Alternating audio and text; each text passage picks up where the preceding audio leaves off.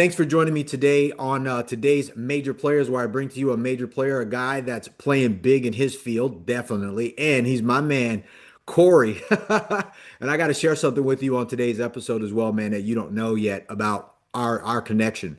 But again, I do this because I want people to meet people who are playing a big game, who are major players. You're in the real estate, private equity, real estate space. You're out in Atlanta. And I wanted to say thank you for taking the time with me today, man. I know you're swamped. Cool, cool. So, you're with 33 Holdings, and Yes. tell me a little bit about what you do for the audience and the people who are listening, man.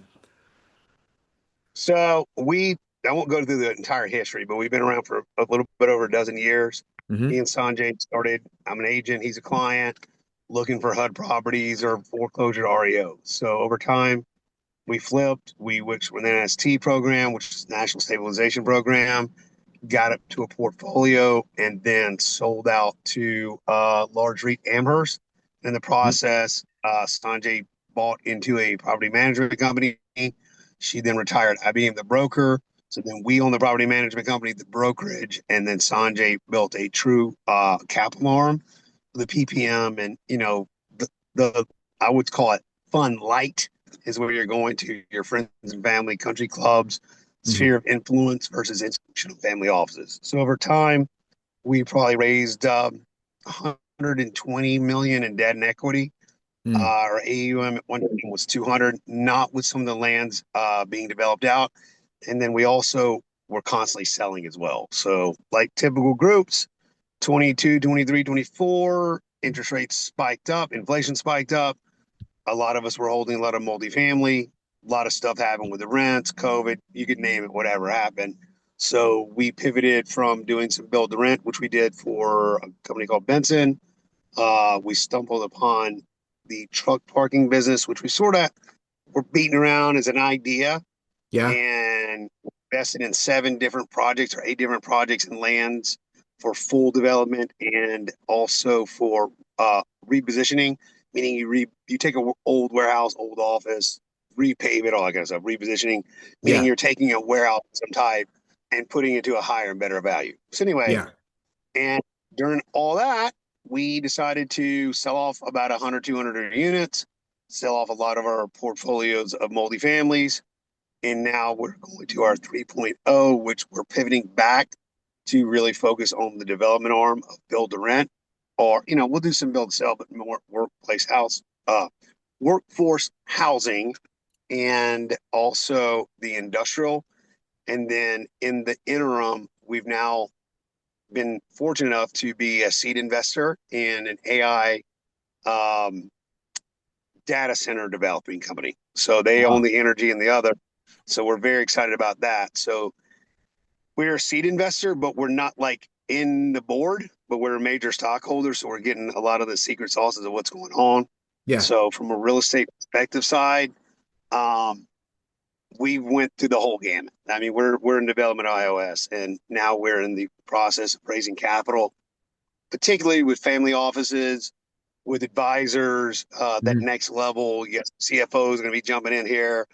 We've sort of been at that level, but when you grow so fast, sometimes you get over your skis and you realize owning a ton of assets and managing is one thing.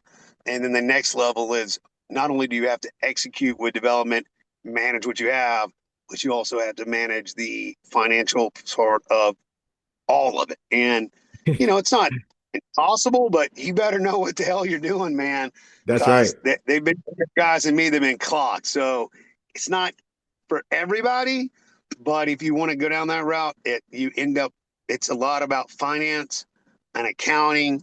And it seems like real estate's just a byproduct of doing accounting, but it really isn't. You're developing and doing stuff. So Yeah. that's sort of our journey. Like I said, we're in the development, and we're excited. Like I said, there's a lot of good things that are now coming through the system. A little wiser, a little harder, more friendly environment to what we do in real estate Yeah. and in investment. So it's like you're putting all the pieces together, not like COVID or in the past where you're not saying we did well, but it was fueled by something different. This is Mm. organic. This is Right. investors. This is knowledge. This is capital formation. This isn't government pumping more money in the system, just a pump in the system. This is Right. the full court press, Yeah, which is yeah, very like exciting. yeah, for sure, bro. That's huge, man. Like I said, that's nuts. I didn't know you guys were kind of in that space now. Um, I lost your video. But Oh, wait, hold on 1 second. Give me a okay. second. Technical difficulty. Oh, It's all cool. G, Thank you. man. No problem. There you go. Now you're good. Yeah, no, man, that's Yeah. nuts. Because and you said something interesting, and the last couple of people we've been talking about that because they're in the equity and the debt space too for like real estate or other stuff too. And we were like, man, the days of easy money is gone. So like if you're an operator or you came in the business like in '08 or even '90s or even if you were just a deal like me, I was a deal guy at the time. I didn't have a fund or anything like that, but I've always raised money. I've been a consumer of that capital, right? Multifamily, single family, mobile home parks, retail, all that. And it's like I learned the game really when the market crashed. So I had to go in and grab assets, liquidate the debt, restructure the debt, negotiate with attorneys, banks, bankers, buy seller seconds, negotiate that debt, get it off, release of liens, and then exit the properties. And if you don't know how to do that, that's cool if they're pumping money. But if they're not pumping money anymore and you got to turn into that guy that's got to go negotiate, figure out the cap stack, how it's going to be done, go back and forth with either lenders, banks, regionals, Fannie, Freddie, debt funds, life coast. This is a legitimate game. And if you can't play it, man, well, first, if you can't play it and you got in a couple of years ago, you don't, that's why all the syndicators got, a lot of the syndicators and a lot of LPs lost their cap because they got in and that person didn't know how to handle if something went sideways, what are you going to do? Or like so that Yeah. that's huge to be able to do that. So you make a good point, and I like an interviewer that takes knowledge and then takes it in a different direction, which is sort of like you, you're educating your audience because a lot of times in these discussions with people, Yeah. you never really go on this topic. And this is something that you very much as an investor, if you're going to do a flip a house, even flipping a house, even doing Yep. five or 10, you might own a little small building. Yeah, you got to know it. But if you're going to say, okay, I'm going to build an actual businesses that have different streams or potential streams of income, Yeah. I'm going to build a fund out, or I'm going to work with a fund or a GP like yourself or ourselves, Yeah. you are exactly correct. So I watched it from a perspective of my father in Mm. watching the '08, '09, and 10, and being just out of the mortgage, a couple of years out of the mortgage trading business and then going to Yeah. the real estate business. I'm very wet behind my ears. I know a lot of knowledge from books, but real life was a different story. So Right. there's two ways you look at that. What you just said, sir, is so important because I watched my father go through it with some banks, Mm. and there's different rules for different banks. When Freddie and Fannie took you over, versus if the Feds took you over, meaning the FDIC, there Yeah. were different rules for the borrowers, and you'd say, "I don't. That's crazy.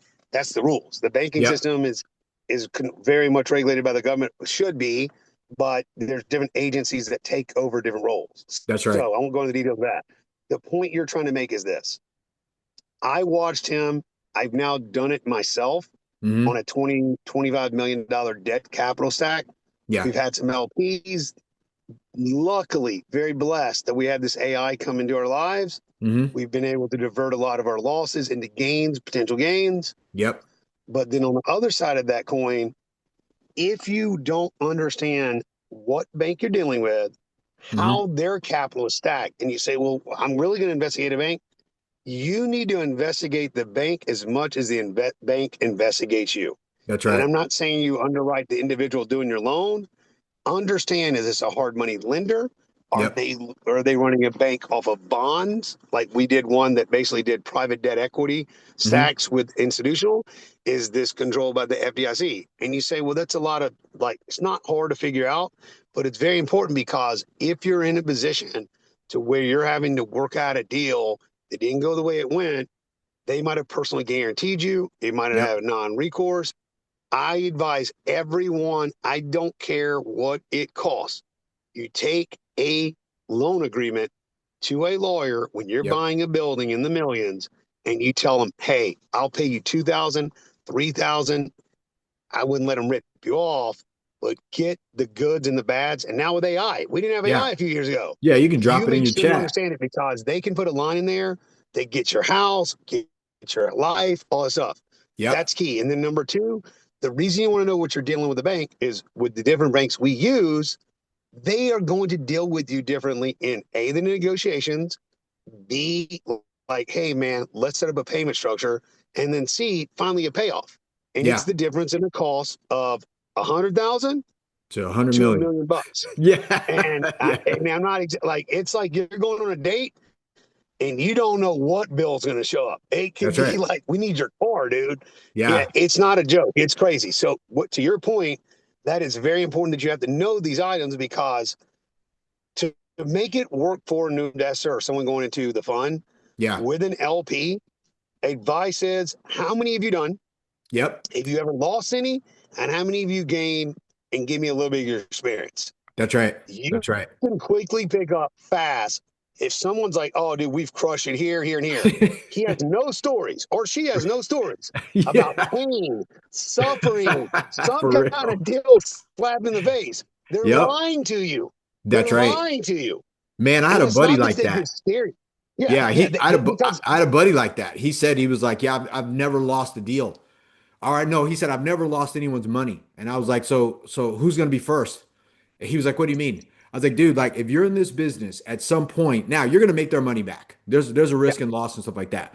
But don't run around bragging about that. That's a weird stat. You know, like it's a red there's flag. yeah, yeah, for sure. Especially in this business, right? Like I literally just was talking about this because someone was talking, we were talking about debt. And I was like, if you don't read your documents, like you said, in some of the stuff, you can be in technical default on some of these multifamily properties if your net worth goes down a little bit. Like I said, your liquidity, your balance sheet, because they can take your whole portfolio and mark to market today. So if mark to market, a few years ago was at 4% on a cap rate for your multifamily properties or your assets, and now they're at 5 and 6, your value of your assets went down. And then all of a sudden they're looking like, hey man, I mean, they're not going to come after you for that, but they're definitely going to look because of, like They so much stuff that needs to happen that most, and I always tell people, my limited partners or people interested in investing, I was like, there's stuff that goes on that you don't know. So there's different parts of, there's the real estate side of the business, and then there's the capital side of the business. There's debt, equity. We're not looking at, mezz or bridge or nothing, but to your point, man, like you got to understand the whole game. Like you can't just be like, okay, I'm going to play my part and that's it. So it's a legitimate thing. I will this is my advice and what I did after going through 2 years of we have one bank left and the reason they've dealt with this is because I told them to leave me alone for a minute, let Yeah. me get it stable. Like it was already stabilized, but like really stabilized. So Mm-hmm. they're giving me a little time because they're like, okay, if this guy's putting a few of his bucks into this thing Yeah. and we're getting our money back out because they have an account that does that, Yeah. they're playing a game where they feel comfortable. They're not dying, That's but right. they know the value's now going up because the interest rate's coming down Mm-hmm. and that cap rate's getting better. But that Right. is a hard game to play. It sucks. I luckily have a partner that has capital to give it out that it's not easy. It doesn't come out of nowhere. Yeah. Here's the advice I would give to anybody that's going to be a good LP with you for a long time, Yeah. or you're thinking, hey, I want to go do this game, or I want to team up with guys sort of like us. Yeah. Corey. It Yeah. sort of hurts. Like I would love to team up with people, but I still got about another year of getting all my stuff in order for my next journey. Yeah. And once Yeah. I don't have that pressure, Victor, I would love, like I said, like I had interns from the financial market, Yeah. little MBA guys. Yeah. Well, the first 2 or 3 weeks, all I talked about was 80s music and 90s music. And they finally looked at me and they're like, dude, what are you talking about? And I'm like, you didn't listen to this? And they're like, we were born in 1998. And I'm like, wait, hold, where am I? Like, what the hell? So you For realize you sure. get old very fast. Yeah. So Yeah. that part is interesting. But from what I would advise the new guys going in, a couple of things. Hmm. I spent most of this year, and we're wrapping it up now. Yeah. And I Yeah. didn't do it on an island. I had a good little asset manager guy. And, Sanjay's looking around, but I built out templates Hmm. for multifamily. Right, I right. built out a template for a flip fund, how to underwrite the house, if I flip it, materials, if I buy a portfolio of homes, the cap Yep. rate, basic stuff. Yeah. But what I can do is take deals and put in my templates, Hmm. and I can say, I'm going to Victor to get 10 million bucks. Right, Now, Victor's got to make a dollar. Victor's got to raise money. He might have money, whatever. right, You can take Victor's entire capital stack and say, this is what I'm going to do. right. What Victor does, what Corey's going to do in the future, or somebody like us, we love deals. We love deals. So we Yeah. would always like be a part of a deal. Or if we have 4 deals and we're under construction on 3, I know Victor wants more deals, but he's smart enough now. See the gray hair? I got some too. We realize it's better to be a capital stack than the Yep. actual. But part of that is what we have learned in our journeys. How prepared are you for this? That's Like, right. there's some sharks out there. They're like, I want to get it from you. We're always thinking that we're human beings. Yeah. We'd rather you succeed and we can turn money faster. But at the end of the day, setting up the frameworks of the Hmm. unknowns from your construction to your underwriting to how much your capital is going to cost. So when you go to do construction on this building Yep. and you got to know that the bank will do a 2-year note Yep. and they'll hide in those facts that your 6 month, we got every 6 months to review it. Those Right. kind of things you got to be watch out for Hmm. because I had a building and they're like, well, your note's due. The note wasn't due, but you kept calling on me and you kept messing with me because that's the game they play. You get Right, a right. if you're going to do a construction to perm loan or you're going to do a bridge on a multifamily, never take a 12-month, never take 18-month, take a Hmm. 2-year note. Not Got that to. you want it. And if you're just totally kicking ass, you're totally Yeah. doing your business and you're done at 12 months, congratulations, you are a bad dude. Take the long-term debt and you just take some points, but it's well worth it. If you're Yeah, stuck in the mud, you're dealing with some permitting, you're dealing with variances in your own month 16, for and you sure. got an 18-month note. Now you got to add school in the bank. Yep. So if you got those They're your extra first months, partners. They're your first they're partners. your first partners. Yep. You really want to have Speaking, your time frame and a yeah. window. It's crazy. I was talking to one of my partners and she works with me too, Jamie. We were talking about that, about that same your bank's your first partner. Me and Matthew were talking about it, and you and I are talking about it. It's like every quarter these guys want it don't matter where because we had stabilized properties, right? But every quarter you're on the phone call with the bank because it's on their asset column and it's on your asset column. So what does that mean? It's their liability until you pay it off, even though you think it's yours. But I wanted to ask you something, man. How was it growing up? Did you grow up around, you said your dad was in the business. So you grew up around money, you grew up around this conversation. How was it when you were growing up? How was little Corey? So my father and his brothers did this. I don't. People say you grow out of money. I just remember like I had a good life, and as I got Uh-huh. older, it got good. But then my father rolled that dice one too many times and the crash it. So Uh-huh. then I had to reteach myself, like, oh, this is how regular people live, and like you have to figure things out. So So I, that I grew sucks. up twice. I went Got through it. two Got it. childhoods. Got it. In my 30s and my 40s again. No, I didn't go to that place, but no. My father was an entrepreneur. He did storages. He was a commercial broker. I Mm. think he was okay at it. He, like I said, he had little tricks. He didn't. What was amazing me about my dad is they're the generation that was like, son, this is just how you do it, and you do it this way. And then Right. there's some dads that sit you down and give you the details. Okay. I'm a Yeah. content guy. I'm Hmm. ready for my son to like get out of being 17. I want him to still be a kid, but I like to get into the granular details. But it was Yeah. different back then. But he did all I off off-site airport parking. So my Okay. uncle's still on that. They did mini storages. They started the same year Public Storage did. They built about Wow. 4 or 5 of them. They should have kept going. My dad always says that. Um, my dad's built, he's managed apartments. He's Hmm. done all that stuff. I was the youngest. Yeah. So what did I learn from him? I learned the you never give up attitude. Okay. No matter Yeah. how much you're going and dragging through it, you got to get to the end of it. Yeah. Number two, I learned a little bit of like just the salesmanship. You got to sort of sell yourself. You got to like stay attentive. And, ideas are the key to it. Like knowing the market, knowing what you see, knowing the trends and stuff like that, just Yeah. having that foresight, it can get you places. But what gets you through the next level is that Hmm. execution. And for my dad's generation, like his uncles got that parking lot, made it the cash cow, bought a house. You can do that, but Yeah. you're not going Yeah. to find too many Atlanta airport offsite parking lots. Those are rough. Those are diamonds in the rough. Yeah. Yeah. But if For you're real. smart about it, what I have learned, and it took me until my 30s and 40s, Uh-huh. understand banking. Do you want to Mm. be a banker? No. You want to be a teller? No. But you need to learn everything you possibly can about economics of banking. And the reason Mm. why is because we are built on a society that is a leverage society that creates wealth. Now, should you over leverage yourself? No. You should stay away from certain crazy women. You should say certain Yeah. Yeah. names because There's it's a bunch of rules about like devalue women assets. drinking. Yeah. Right, right. But from the leverage point of view, always take them aside as if you are a bank yourself and would you Hmm. do that deal? Do not fall in love with deals. Don't fall. My father fell in love with the mini storages too late of a Mm. time.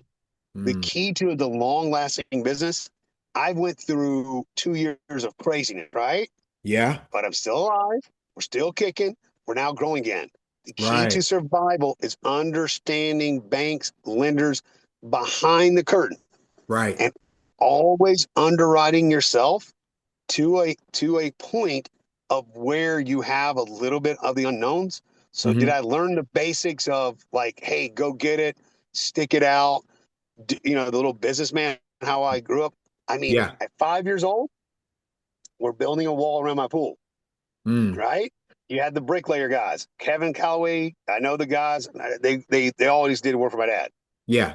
For whatever reason, I would take Monopoly money and I'd put it in my little my lunch bell and I'd walk down to the workers and Yeah. act like I was paying them. So there was something in my bloodstream at 5 years old that wanted to do this. I don't know. It's fed my family pretty well, but they think Yeah. I'm crazy. But that's what I that like to do at 5 years old. I That's need what's that up. suitcase back of money. Well, That's my it's multi-family. But funny. yeah, It's funny, man. Thanks for saying that too, because like I notice with everybody that I talk to that's pushing, they're playing hard, they're playing big, they're pushing to constantly grow.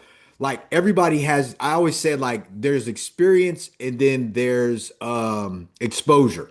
And you have, like it seems like you had both. Some people didn't. They're like, hey man, my family was around it. We saw it. We talked about money. We talked about real estate, business, whatever. Or there's this no more moment where you go through the shit and you're like, you know what? I'm not never gonna let this happen to me again. So like, what was it for you? Like that tipping point moment where you're like, oh wow, I gotta there be was successful. two times in my life. I'm in the middle of this one. I could call it a midlife crisis where Yeah. you have marriages and kids and you're moving. That's a whole nother story. Yeah. Yeah. But these two moments of my life, um, when that mortgage industry collapsed, Hmm. there was a 2 year period where Fannie and Freddie, it was chaos. Like the guys that own Pulte Homes, Invitation Homes, the Yeah. guys at that level, I mean, they were smart money, man. They came in and just went wild. The people made billions because they knew the game. I Right. came Right. in, I knew it was coming. I felt it was coming. Mm. I was a baby fish mortgage broker. I own my little firm, Yeah. but we were not dummies. I mean, come on, dude. But when Yeah. that came, you figured out, okay, this is going to be, it was good for about 2 years when everybody was dying. When they laid out all the laws, and it's not that you were trying to break laws, FHA guidelines for Yeah. appraisal, the bank does this. It was some thin years. Yeah. Being little kids, I went through a 7 year period. I give God all the credit. I mean, I should need to go back to church even more, but I did more volunteer work than I actually was doing real estate.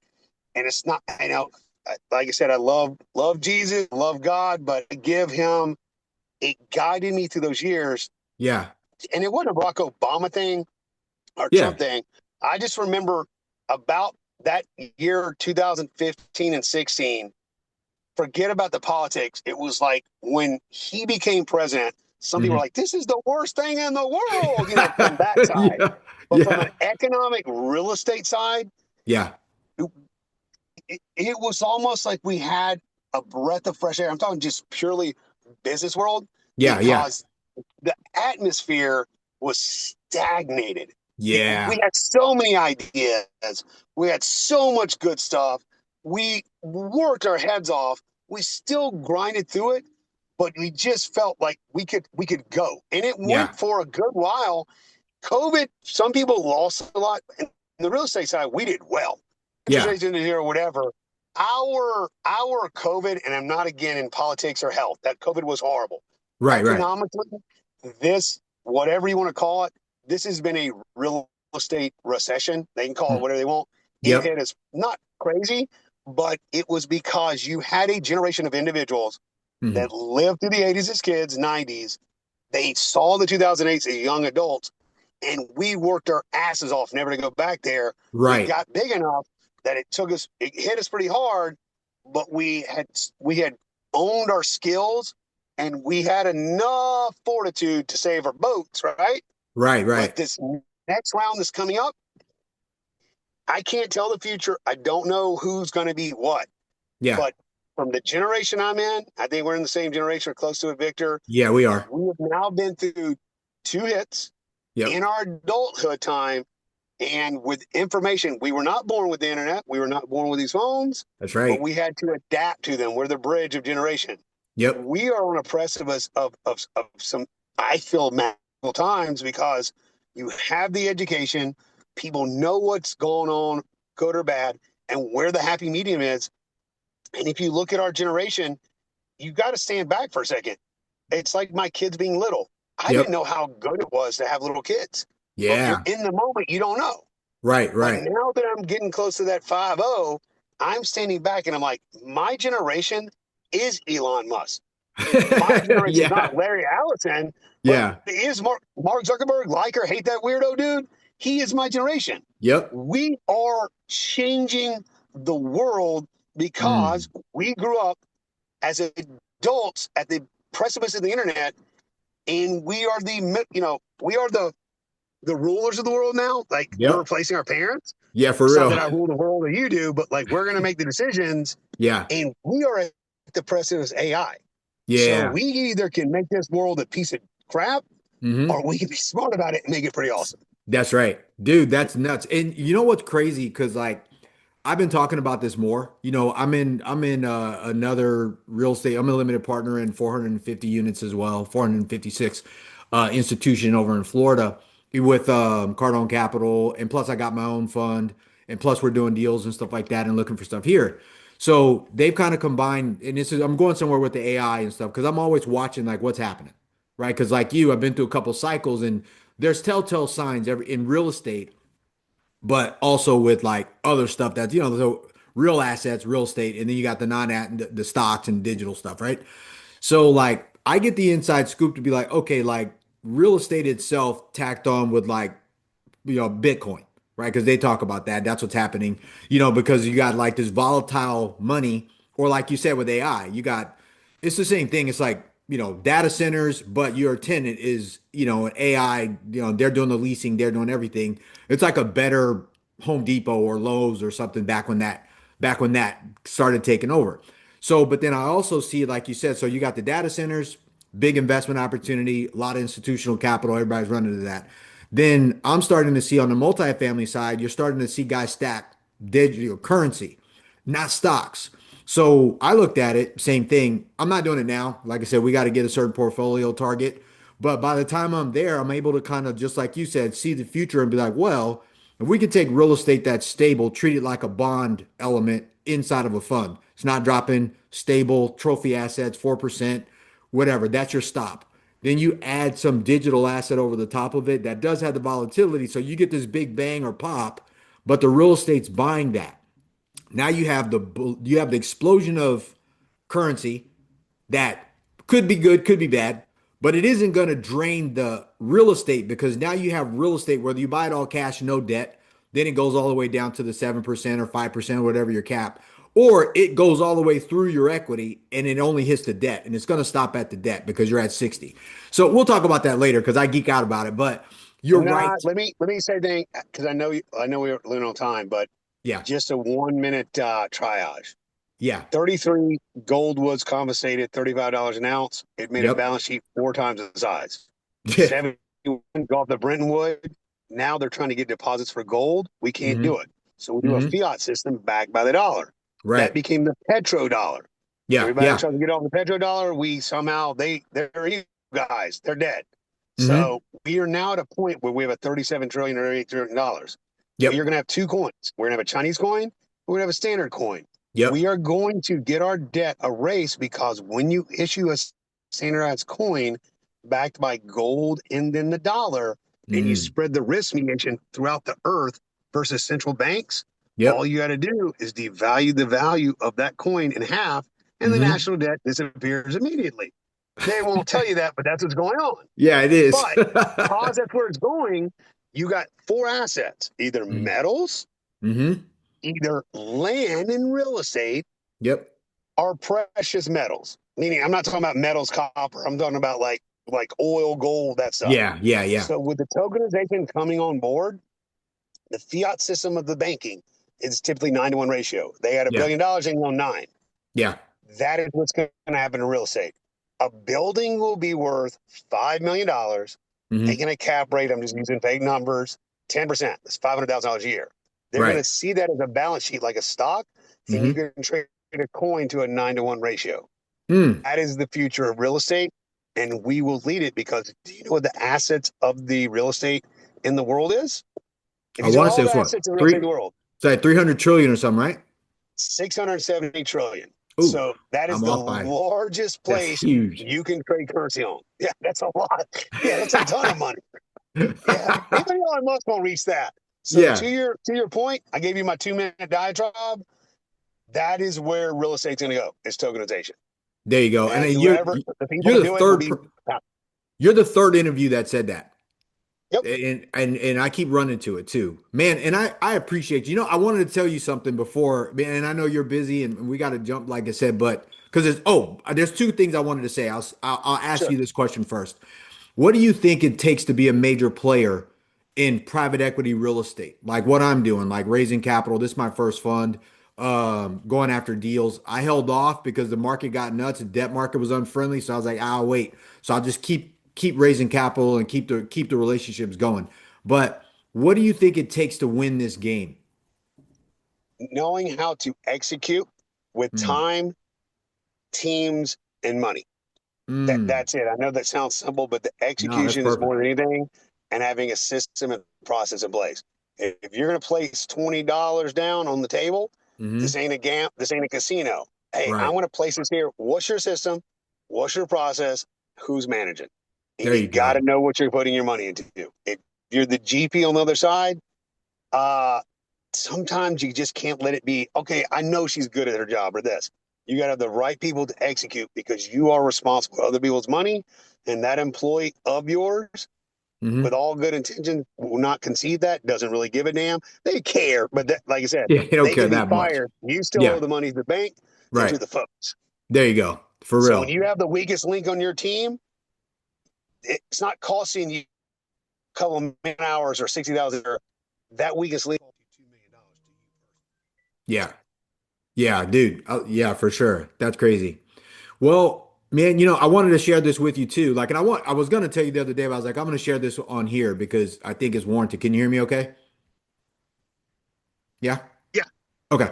Like we met at the Pitbull conference, right? That was my Yes. that was so I got here. I had sold all my apartments, sold all my stuff, and we sold everything. We moved to California. We moved to San Diego County. And I was like, I want to start doing deals. I started kind of working on it, and I was like, I want to do bigger deals. And then I was like, I'm gonna get on the capital side of the table because I have this rule: the money always wins, right? So, and I signed up for I met Matt Rosen and I know each other, and then we connected because we know each other from Hawaii because he wrestles. I had a gym and stuff like that too, and was doing real estate. So I went to his conference, and then you and I met. I didn't have a fund at the time. I didn't know how to introduce myself at the time. No one knew who I was. I had never been to a capital conference in my life. I didn't even know they existed ever. I didn't know people got together that controlled capital and played golf, drank, hang out, talk business. Like as a matter of fact, that was before the That was in the process of President Trump, the other time running against Biden. And Yes. sitting in that room, I think John, like Hornick, John was talking about how things were going to go. And it was like, oh, wow, people already have an idea of what's happening based on the amount, like you said, the banking and the amount of capital, all of these different things. And plus, the lobbying and stuff. I didn't know that that world existed. I just been doing deals the whole My time. first too. That was my first going to it. And Sandy was like, I don't know. But I went to the IMM private equity in Laguna Beach. We just got back from there. Right. And it's even in more depth. I'm Hmm. going to go to a few of those conferences, but what I want to say, Victor, real quick, I want to Yeah. comment on that conference real fast, Yeah. but I Yeah. do have to go because I want to catch back up with you because I do have some multifamilies that's remaining in the portfolios. I've turned around. I want to talk to you in a little bit more detail about those. Yeah. Yeah. And like I said, I get deals now that are crazy, but Hmm. now we've been down the road of being beat to death. Like, Yeah. I'm not going to come to you and say, this is the greatest deal ever. Like, I don't want you to get beat up to death. That's number one. But Yeah. here's the most amazing thing about the conference. Got to talk to Sever, enjoyed them. We're working with Churchill on those special services. Now, Right. Churchill, he didn't get us the deal. It was just us doing business with them. Right. Right. Pennsylvania had 400,000 people registered as Republicans. Mm. I got that number when I was watching TV that morning. Mm. We go into that room, and the lawyer predicts a 50-50 Senate. They predict Biden would win by like about 2%. And Yeah. they did the predictions, and there was a good argument on both sides. It was a political room, but I could tell it leaned left a little bit. I Hmm. couldn't understand why. The results of the election were 52%, 50-50 Senate, and Pennsylvania swung. And what they're finding out is the votes that got him in there didn't exist because in my head, I'm doing math. How can you have 500,000 more people on the other side And vote still and they win. still win by 2 points? Yeah. So that room knew more than you even think they knew. Yeah. Because after that, I've always had that beat in my head like, this is, they knew too much. They knew That, everything to the point. dude, I came home and told my wife, I was like, the game is rigged. Yeah, I was like, yes, I watched the election results. I was like, where have I heard this from? And Austin, Texas. What? Yeah, for real. And I was like, it wasn't even like, it wasn't a political thing. It was like, these are all dudes with money. And I was like, I had no idea. But I wanted to say this, man. Like, I want to say that I appreciate you. I didn't have a fund at the time. I met you and I met one other guy, two other people, Oliver. We talked the other day. We're still friends. Um, you were nice to me. Sure. I just want to say that. Like everyone else, they Thanks, man. weren't. Like, because I was new. They were like, who are you? What do you do? And I was like, oh, I'm an investor. One guy was like, why are you here? And I told him, I was like, I'm trying to get into this world. I want to raise capital. I want to be a syndicator. At the time, I just want to do syndications. And he was like, you're not an investor here. You're a buyer. He was like, you say you're a buyer. And I was like, okay. So then when I went to the little thing that night, it was where I met you. I met you and I met Sanjay. And that guy was like, your money's not here. Like your partners are here, your peers are here, your friends are here. He's like, you're looking for people who can lay their head on a pillow at night and invest with you. That's who you're looking for. So that's the target. And I was like, okay, because I didn't know. But He was through, cruel, but he was right. well, yeah. So through that meeting, though, I stopped trying to because I'm from the world of like, hey, go, you're going to meet an investor, they're going to invest with you, blah blah. He shifted my brain to how capital money works. It's a relationship game, but when you're on the deal side, it's a deal junkie game. You're like, dude, I'm trying to get a deal. You want to invest with me, stuff like that. But when I say you were nice to me, is because you and I talked all night. You gave me your number. You were like, went to like, you're like, dude, let's connect later. And I was like, this dude is so cool. He's the only person in here that was actually cool. Yeah. So, and because of it, man, I just want to say thank you because like I came back here to California with very clear intentions. I'm going to start a fund. I had no idea what I was doing. All I've ever done is real estate deals. This is a first time fund, but I've been doing deals the way that I've been doing deals, the same way I'm doing them, pitching deals for my fund for my whole life. I just needed to grow. And I needed to get around people who were talking about 100,000, 200, I mean, 100 million, 200 million, $50 million raises. This is what you do. This is how you do it. And ever since then, man, I've always been grateful. Like, you don't know this, but thank you. Because, No, no, Victor, I I can't really thank you enough. appreciate that. Here's what I want to do. I'm gonna text you. Let's talk tomorrow because, like I said, we have because I now I'm working with a bank, special service, all that stuff, Hmm. and you're in the multifamily business, it's a good fit for this time because Yeah. I can move some of their assets. Now, I'm not their broker. I'm just now getting in the game with them. I don't Yeah. promise anything, but I'm getting into that as well. Plus, I have assets that are cash cows now. You might have Hmm. investors take those off. It's not a big deal, but let's sort of figure out a way. But I think Sanjay now traveling to California more in the capital raising. Yeah. And then if you ever came to Atlanta, have you ever been to Atlanta, Georgia? No, not yet, but my daughter lives there. You need to come to visit your daughter, come to Avalon, come to our offices. Every like we just had an event, like everybody that's never been to Atlanta will love it. So, like I said, Perfect. in the next 2 months, man, I don't know when Sunday's going back to the West Coast, but he's going to go back more. He Yeah. definitely will go with you. But if you're like, hey, I'm going to visit my daughter in March, that's a beautiful time because it's a little chilly, Yeah. but it's warm, but it's not. It's like California weather. You Got come it. here in Got August, dude, you're like, why the fuck do these people live here? it. My back all wet and my glasses fogging up when I walk out of the room. Exactly, exactly. But Victor, let's. I'm gonna call you tomorrow just on a few little business deals Yeah, yeah, let's because do I that. have everybody calling me a dish and all that stuff, and then let's plan for March to hook up with each other. Okay. All right, that works, man. And thank you so much Yeah, for shoot today. this to me. Yeah, no, I will. No I will. problem, You're gonna man. Shoot this to me. I will for sure. But hey, thank you so much for getting on today. Everybody that's listening, I hope you got something out of this. Get to know Corey Oldknow. Like, how do they get in contact with you? I know it's Corey Oldknow. Do they just go to what, 33 holdings Yeah, .com? if you want to get my email, yeah, get my Let's if just you do could your send out my website email, and your email too. Go ahead. What's your email? Corey Coryo at Hmm. the number 33 holdings holdings Okay. .com. If you can put in the subject line Hmm. Victor, like put your name, because I get thousands of emails, but if I see that, I can filter them and say, hey, what's going on? That would be the easiest. Perfect, perfect. And like I said, people can always find you like, online or something like that, whether it's LinkedIn or Facebook or Instagram. And I'll make sure to drop contact with that so people can get in contact with you too. But hey man, bro, I appreciate you so much. I just wanted to say thank you for being cool with me and in an environment where I really didn't know anybody. And like I said, you made everything else. You're the gold standard, dude. If they're not Corey, I'm like, God, this guy's a jackass. But Tell Sanjay that. Tell I will. Sanjay that. I'll tell Sanjay that. I remember because Sanjay had on the velvet jacket, and I was like, Yes. "What's this guy doing, man? Who wears a velvet jacket?" But it was like that's his style. He can pull it off. Yeah, yeah, for sure. I'm like, All I right, haven't been my able to do friend. that. All right, man. Well, hey, Me thanks. neither. Me neither. Yeah, for sure. Well, thanks so much for joining me, man. I appreciate you, man. Have a great day today, man. Be safe on the road, okay? Thanks, Victor. All right, buddy. Okay, All right, bye. okay, bro.